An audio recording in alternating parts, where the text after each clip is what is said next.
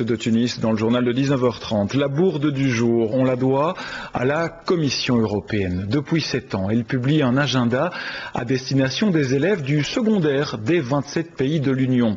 Et cette année, eh bien, on y retrouve des fêtes religieuses, musulmanes ou juives, mais aucune fête chrétienne n'est présente. Les chrétiens évidemment ne sont pas contents et la Commission plutôt embarrassée. Justine Katz.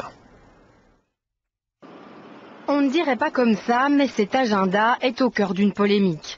Quand on le feuillette, on apprend que le ramadan commence le 11 août. On y trouve le nouvel an juif, le nouvel an chinois et même la fête des Lumières chez les hindous. Mais le 25 décembre, rien, si ce n'est l'histoire du premier sapin de Noël public. Les chrétiens s'inquiètent, car ce n'est pas tout. Il n'y a aucune mention de la Toussaint. Par contre, on mentionne Halloween. C'est intéressant, 1er novembre, aucune mention.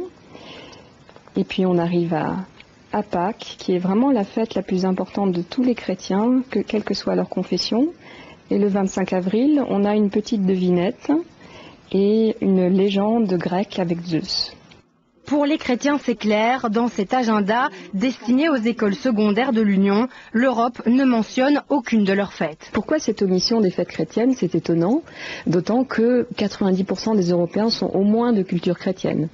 De nombreux chrétiens qui se disent blessés se sont plaints. Des parlementaires européens ont aussi écrit au président de la Commission.